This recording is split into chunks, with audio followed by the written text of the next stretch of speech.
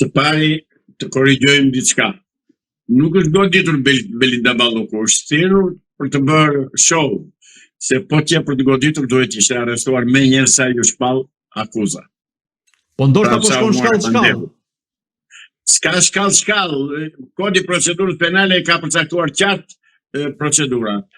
U shpall e pandehur duhet me njërë të arrestohet.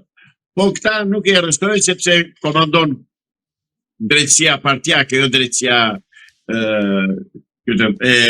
ligjit edhe rregullës në Shqipëri, kështu që nuk kanë asnjë gjë, nuk kanë ata. Atyre u shprishur gjumi nga ata vizitorët e fundit që erdhën nga Shtetet e Bashkuara të Amerikës dhe kryesisht nga kontakti që kanë marrë ata me SPAK-un, sepse nuk është SPAK, është goditje, është goditje madhështore ajo që ndihmës sekretari i shtetit të Shteteve të Bashkuara të Amerikës erdhi në Shqipëri dhe nuk takoi asnjë nga krerët e shtetit, por u marr vetëm me Ministrinë e Brendshme, thjesht me organet ligjzbatuese. Që unë kuptoj që atyre u dhënë urdhër i prerë të zbatojnë ligjin dhe të bëjnë arrestimet sipas fajeve që kanë bërë, krimeve që kanë kryer. Pra, atëherë do të thotë se SPAK-u do vijojë të godas në nivelet e larta. Duhet ta bëj, do ta bëj apo jo, nuk e di. Po duhet ta bëj, madje është vonuar. Si mendoni, çfarë udhëzimesh do t'u jap sot Edi Rama deputetëve të tij në mbledhjen e grupit parlamentar të Partisë Socialiste, ku bëhet e ditur se Belinda Balluku nuk ka bërë një kërkesë për të folur posaçërisht në këtë mbledhje grupi? Të forcojmë unitetin rreth partisë.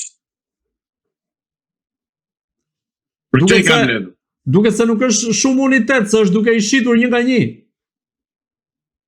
Shiko, ai nuk i shet, ati po ja redukton një nga një, se po të pra atë nuk ishte prekur asnjëri ai. Ja redukton drejtësia, ja redukton SPAK-u, ja reduktojnë krimet e tyre që kanë bërë. Pra, të mos thoni po i redukton ai, po ja reduktojnë organet ligjzbatuese. Kjo është e vërteta. Nisur nga vizita e fundit e zëvendës ndihmës sekretarit amerikan të shtetit Mark Fleming, qoftë në SPAK, po qoftë edhe në disa institucione, pra drejtues të institucioneve shqiptare, përfshirë këtu Ministrinë e Drejtësisë dhe atë të brendshme. Si mendoni, do të ketë një lëvizje më të fortë të SPAK-ut, qoftë me rastin e Ballukut, por edhe me emra të tjerë të qeverisë së kryeministrit Rama? Shpresoj të jetë kështu. Po pak besim kam, sepse unë e di që këta nuk dorëzojnë pushtet, këta janë gati që të shpallin luftë civile, janë gati që të bëjnë grushteti, bëjnë të tërë që kanë bërë grushteti me disa vendime të gjykatës kushtetuese të cilit nuk i zbatuan, por i hodhën poshtë plerave. Ky parlamenti i këtyre gangsterëve dhe hajdutëve dhe imoralëve dhe plerave të kombit shqiptar që janë futur në parlament, nuk do bëhet asnjë. Unë mendoj që këta do rezistojnë deri në fund, se i njoh dhe u di karakteret. Po qëndrimin e kryeministrit Edi Rama në raport me Belinda Ballukun, si e vlerësoni, i cili tha se drejtësia duhet të ketë punë vet? Ai atë ka bërë për median atë deklarim, nuk e ka bërë me mbrapadi politike, sepse ai nuk e lëshon kur Belinda Ballukun. Po i shoj Belinda Ballukun do vej bashkë me të. Që do të thotë? Që do të thotë do vej dhe ai në burg. Pra ju mendoni se Belinda Balluku mund të nxjerrë aferat e kryeministit Edi Rama dhe ato që ka bërë bashkë me të? Nëse nuk ka frikë, duhet t'i nxjerrë, nëse nuk trembet.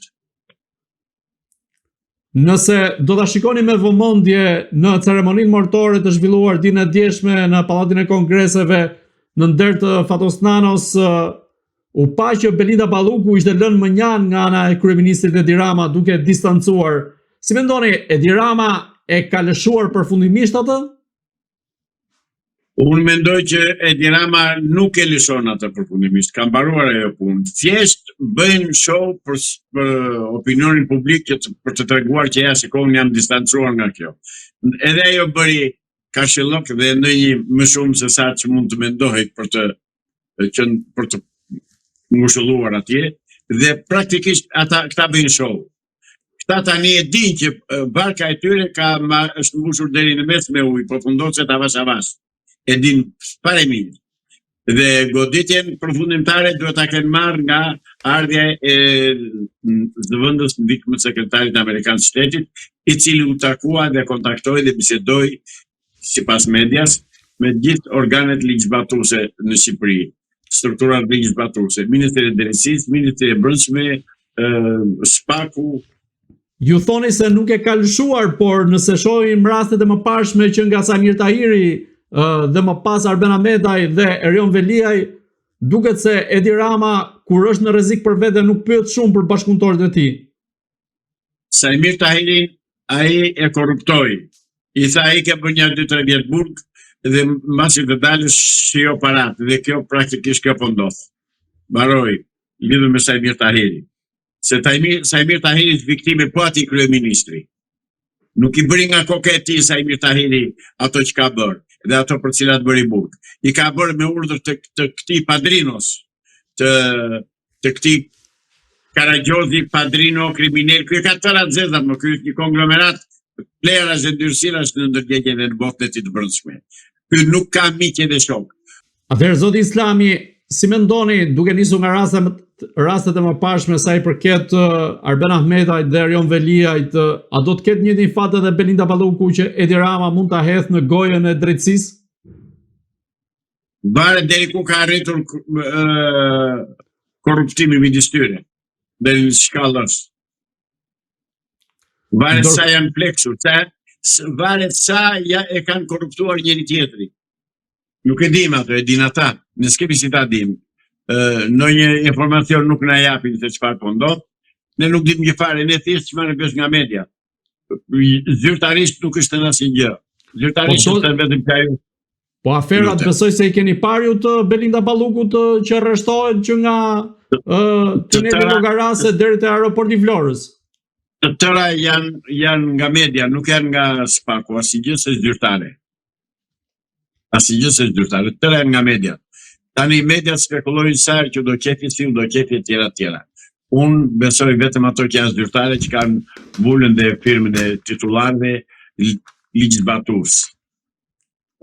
Zot Islami, së fundmi në media, por edhe nga deklaratat e kreut Partisë Demokratike Sali Berisha është bërë ditur se prokurori i çështjes së Belinda Ballukut, Dritan Prençi, është kërcënuar dhe është marrë në mbrojtje dhe është shtuar dhe numri i bodyguardëve.